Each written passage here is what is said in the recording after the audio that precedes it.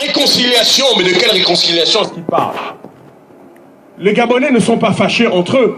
Nous sommes fâchés avec Ali Bongo et sa junte au pouvoir. Et la junte au pouvoir est constituée, il me semble, à majorité par des gens qui ne sont pas Gabonais. Les Gabonais ne sont pas fâchés entre eux. Comment parler de réconciliation lorsque les gens n'ont même pas fait le deuil de leurs enfants? Et ça, aujourd'hui, nos illustres aînés veulent encore aller à la soupe. Il y a eu dialogue 1. C'est comme Rambo, hein. Rambo 1, dialogue 1. Rambo 2, dialogue 2. Maintenant, il va y avoir retour de Terminator, c'est le dialogue 3, réconciliation. Ces gens-là, mes chers frères et sœurs gabonais et même togolais, vous savez, nous nous battons pour la liberté de notre pays. Mais dans ce pays où nous sommes ici, certains n'ont comme seule liberté l'argent. Ils sont prêts à mettre leur talent au nom de l'argent, quitte à servir un dictateur. C'est pour ça que nous interpellons M. Macron. Monsieur Macron, ce qu'on attend de vous, on ne veut pas votre pitié. Mais puisque vous êtes capable de vous lever et vous prononcer sur l'Iran, vous devez être capable de vous lever et vous prononcer sur le Togo. Vous devrez être capable de vous lever et vous prononcer sur le Gabon. Car la question sur le Togo n'est pas résolue. La question sur le Gabon n'est pas résolue. Certains aimeraient qu'on dise, bon, ça y est, on n'en peut plus, on arrête là. Certains aimeraient ça. Certains aimeraient ça. Mais on ne s'arrêtera pas là. Voilà. Bon, je vais passer le micro à mon frère togolais pour parler un peu de la question du Togo. On parle au français, on parle aussi aux Gabonais et aux Togolais. Nos amis français, ce qu'on attend d'eux, comme dit Martin Luther King, un temps vient où se taire est une trahison. Martin Luther King disait, un temps vient où se taire est une trahison. Et je dirais, Gandhi disait, les injustes crient, mais ce qui fait mal, c'est le silence des justes. Posez-vous la question, est-ce que votre silence est libérateur ou est-ce que votre silence est complice? Car un temps vient où se taire est une trahison. Un temps vient où se taire est une trahison. On parle de mondialisation de l'économie. On devrait parler de mondialisation de la libération des peuples. Vous savez, depuis que le monde est monde, aucun tyran n'a jamais pu vaincre un peuple déterminé. Lorsque le peuple se lève, dans ce pays, nous sommes sur la place des droits de l'homme. On a coupé la tête du roi dans ce pays. Parce qu'à un moment donné, le peuple français s'est levé. L'Afrique francophone va se lever. Mais si nous nous levons et que nous avons gain de cause sans l'aide de la France, ne nous en veuillez pas si nous décidons de tracer notre avenir avec ceux qui ont un intérêt suprême sur la liberté de penser, la liberté d'exister, la liberté de jouir de ses propres richesses. Car comment comprendre qu'un pays comme le Gabon, nous avons le meilleur manganèse au monde.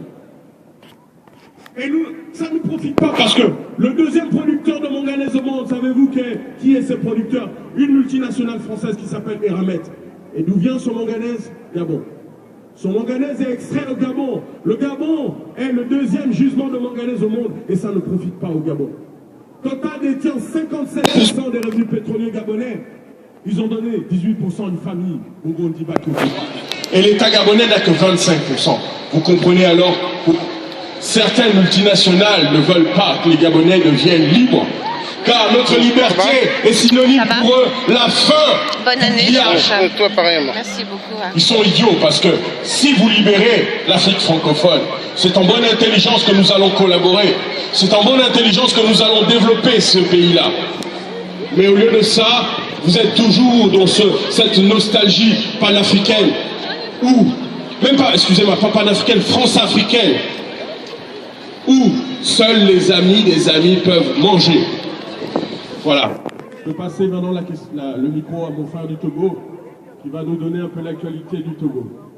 Au Togo. Toboué, Toboué, Toboué.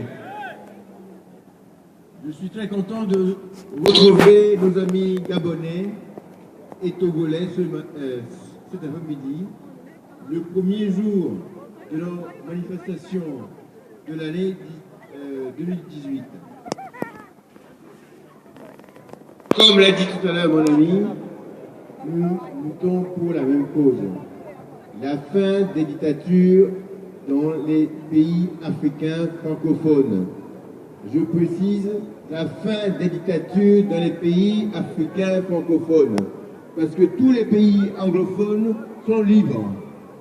Même George Weah, comme tu l'as dit tout à l'heure, est élu président du Libéria. Alors que les pays francophones, nous avons toujours des médiocres au pouvoir qui ne font rien et qui sont restés avec de père en fils pendant 50 ans. Après, ils vont nous dire que l'Afrique n'est pas sortie n'est pas rentrée dans l'histoire. Moi, je pense que soit ils n'ont pas été à l'école, les gens qui disent ça, ou soit ils le font exprès. Et je pense que plutôt ils le font exprès.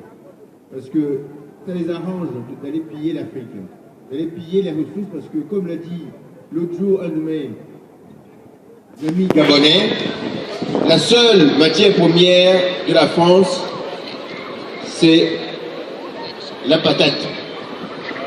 La France n'a pas de ressources, va chercher les ressources en Afrique, et après, ils se disent, nous sommes la 5e puissance au monde. Bah, écoutez, je pense qu'on peut faire de la politique économique avec des pays où il y a de la bonne gouvernance et on peut travailler dans les bonnes conditions. Pourquoi est-ce que les sociétés françaises ne sont pas présentes en Asie, en Chine, en Amérique latine? Parce qu'il n'y a plus de dictature dans ces pays-là. Donc, la France peut avoir une dictature en Afrique pour mieux piller l'Afrique francophone plutôt que de libérer ces pays-là. Je reviens sur le Togo. Comme vous le savez, le Togo, nous manifestons toutes les semaines pendant 2-3 jours et il y a des centaines de milliers de personnes qui sont dans tout le Togo et toutes les semaines. Et il faut le savoir, la dictature va partir. Faure Gnassingbé, qui m'écoute bien, il va partir cette année. Qu'il pleuve, qu'il neige, malheureusement il ne neige pas au Togo, qu'il fasse du vent ou qu'il gronde, il partira. Parce que c'est un médiocre, Faure Gnassingbé. Il n'a même pas été à l'école. On ne sait même pas s'il a eu son BPC. Les Français le présentent comme quelqu'un qui a été à l'école jusqu'à obtenir un MBA. C'est faux. Il n'a même pas été au BPC. C'est quelqu'un d'autre qui composait à sa place jusqu'au bac. Voilà, c'est comme Ali Bongo, c'est des médiocres. Ça, il faut le dire à tout le monde. Ali Bongo et Faure Gnassingbé sont des médiocres. C'est des médiocres qui gouvernent les pays francophones en Afrique.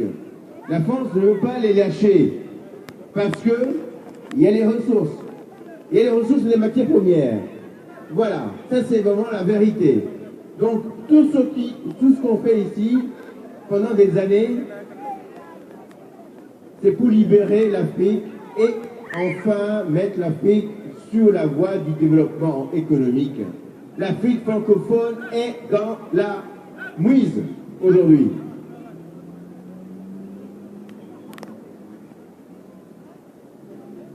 Donc je vous remercie de passer le mot à vos amis que l'Afrique francophone n'est plus dans l'actualité du monde et que l'Afrique francophone est pillée, continue d'être pillée et sera toujours pillée tant que la France ne le libère pas. Merci beaucoup. Merci, merci, merci. Alors, je voudrais parler de quelque chose aussi.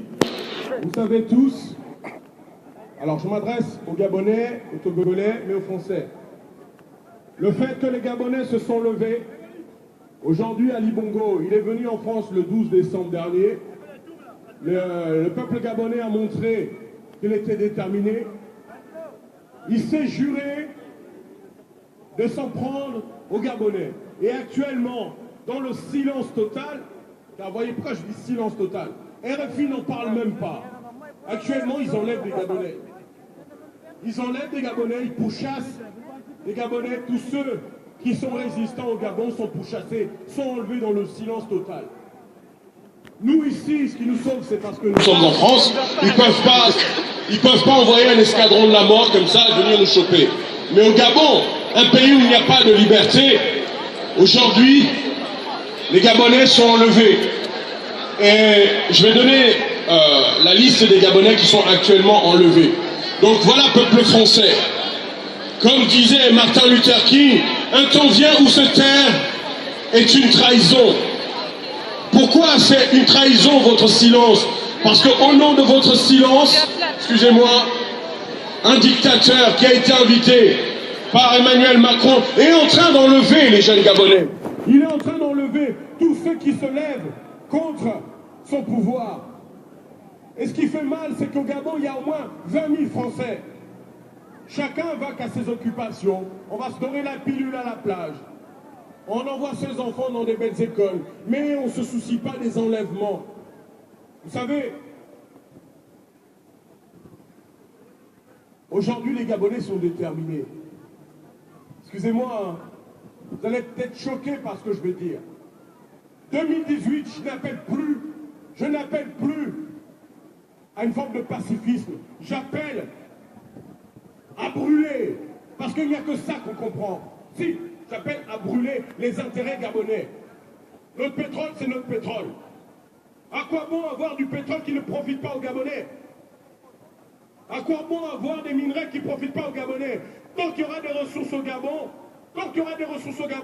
on aura toujours les vautours qui viendront pour becter les ressources des Gabonais. Et on emprisonnera les Gabonais. Car aujourd'hui, ils enlèvent des Gabonais dans le silence total. Ni RFI, on parle. Personne n'en parle. On parle de l'Iran. Lorsqu'il y a eu la révolution arabe, tous les médias en parlaient. Lorsque les Gabonais se sont levés, personne.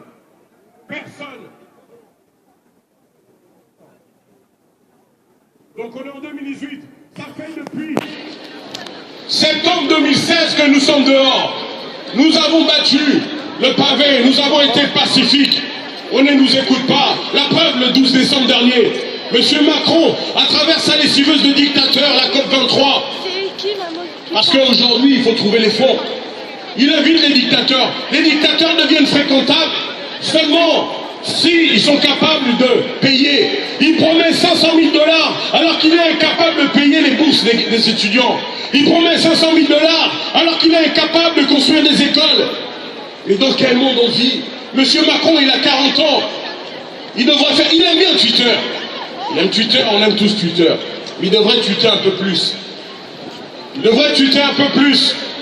Beaucoup d'entre nous sont français. Beaucoup d'entre nous même sont en marche. Et puis il est peut-être temps qu'on aille en marche. Allez voir et mettre le bordel. Moi personnellement, je suis en marche. J'ai voté pour Macron. Il est peut-être temps qu'on aille mettre le bordel là-bas chez Macron. Pour lui rappeler que monsieur Macron, vous avez 39 ans.